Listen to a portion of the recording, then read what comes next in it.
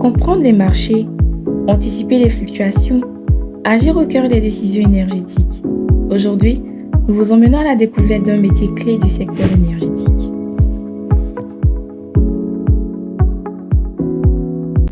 Bonjour, je m'appelle Muriel Nameli Yao et je suis marketrice officer dans le domaine des énergies renouvelables. Effectivement, j'ai un parcours ingénieur, donc j'ai fait une prépa physique technologie, après laquelle j'ai fait un cursus ingénieur en mécanique des fluides énergétiques et environnement. Mais j'étais vraiment intéressée par tout ce qui était lié aux énergies, mais surtout aux énergies vertes. Parce que pour moi, au vu des conditions climatiques dans lesquelles on était, c'est vraiment ce vers quoi le monde allait. Donc je me spécialise là-dedans en troisième année, en technologie des énergies nouvelles.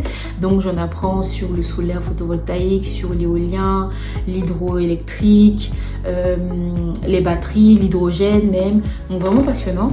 Et après ça, en fait, je veux toujours continuer à travailler dans le renouvelable, mais je trouve pas forcément une opportunité là-dedans en stage de fin d'études. Alors que bon, ça conditionnait quand même ce que je devais avoir plus tard. Et donc toujours en stage de fin d'études, je me dis non, il faut que j'approfondisse ce sujet. Et peut-être qu'un master spécialisé dans le domaine de l'électricité et énergie renouvelable va me permettre donc d'avoir une meilleure opportunité.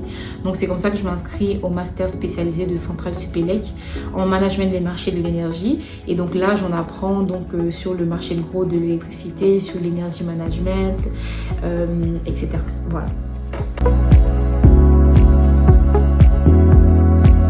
Une des différences qu'il y a entre le marché de l'électricité et celui du gaz ou du pétrole par exemple, c'est que l'électricité c'est une commodité qui ne se stocke pas à grande échelle, si on ne pense pas encore aux batteries. Donc on doit maintenir en permanence un équilibre entre la production et la consommation, en plus même de l'équilibre qu'on doit maintenir entre l'offre et la demande. Donc il y a cette contrainte en plus, et surtout c'est beaucoup plus challengé aujourd'hui avec l'introduction du renouvelable sur le réseau. Alors, les énergies renouvelables sont intermittentes parce que la production dépend quand même de facteurs météorologiques qu'on ne maîtrise pas.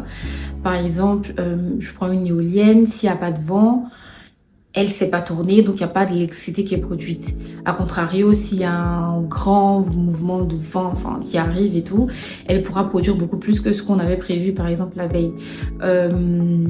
Si on prend un actif solaire, donc une centrale solaire, la nuit, elle ne produit pas parce qu'il n'y a pas de soleil la nuit, il n'y a pas d'irradiation. Et si on prend par exemple l'hydroélectrique, s'il n'y a pas d'eau pour remplir les fleuves, tu ne sais pas faire couler de l'eau sur tes turbines pour produire de l'électricité. Donc ça dépend de conditions météorologiques qu'on ne maîtrise pas. Voilà, on ne sait pas déplacer le soleil pour qu'il produise la nuit. Donc voilà, c'est pour ça qu'on dit qu'elles sont intermittentes. Très bonne question sur les batteries. Les batteries, elles permettent d'apporter de la flexibilité au réseau que le renouvelable ne peut pas. Typiquement, si je prends un exemple, vous avez une maison où vous avez installé des panneaux solaires, vous êtes en autonomie. Donc le panneau solaire, comme j'ai dit, il ne va pas produire pendant la nuit, il va produire pendant la journée avec un pic quand même aux alentours de midi 14h où il y a le plus de soleil. Et après, pendant la soirée, la nuit, il n'y aura toujours pas d'énergie produite, donc pas d'électricité. Et donc vous allez devoir en fait travailler aux heures où vous produisez, allumer toutes vos machines en même temps, c'est pas convenable. Donc une batterie qui va venir, elle va permettre donc de stocker une partie de l'énergie qui est produite aux alentours de midi 14h là, et pourra restituer ça à votre système. Donc vous pouvez allumer votre ordinateur le soir aussi. Donc ça c'est un peu ça que la batterie elle fait. Elle permet de lisser en fait les courbes de production quand elle est bien couplée avec les autres systèmes donc renouvelables par exemple qui sont présents, et donc elle permet de lisser la courbe de production et va apporter de la flexibilité au réseau et aussi relâcher un peu la tension sur des prix sur des heures où on a besoin de plus d'énergie.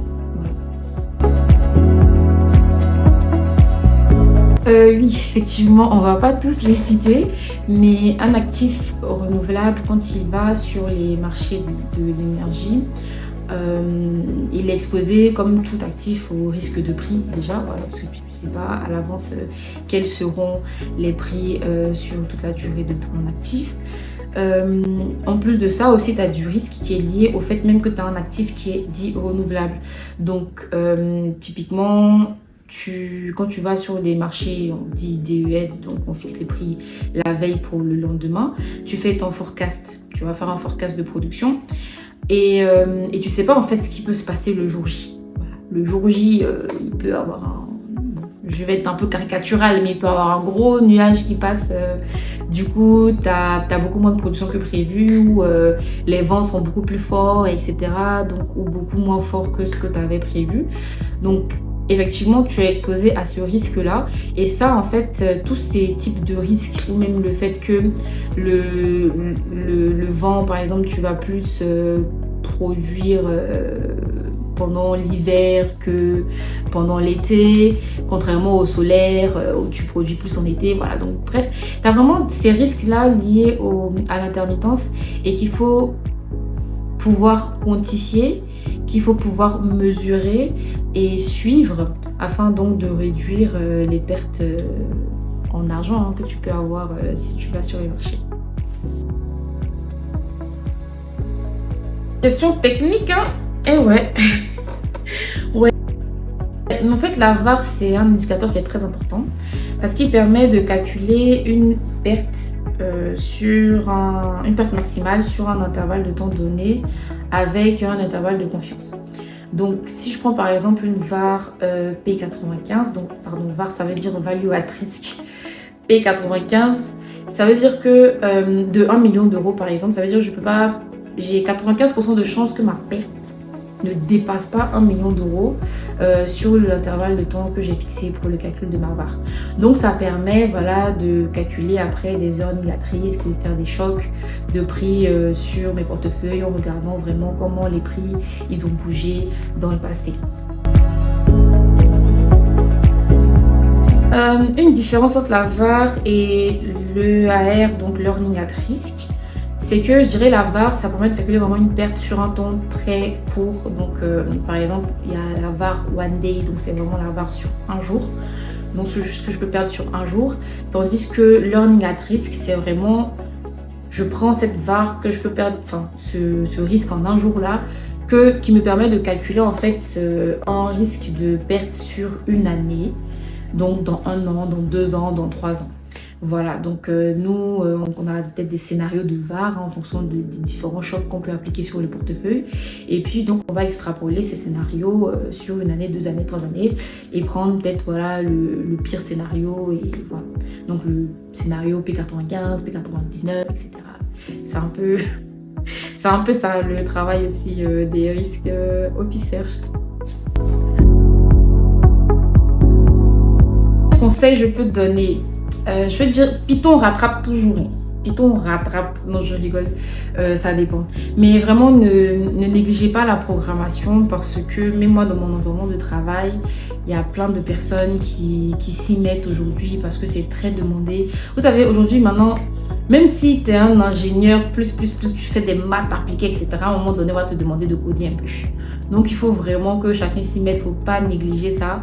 Et aussi, voilà, aujourd'hui, on intègre l'IA à notre travail, on parle de data. Donc, même si on n'est pas data analyst de formation, voilà, il faut quand même avoir des compétences data, IA. Et puis, voilà, je pense que ça, c'est quelque chose qui peut aider tout le monde voilà, dans sa carrière. Merci beaucoup. Ciao. Merci de nous avoir suivis et à très bientôt pour un nouveau focus.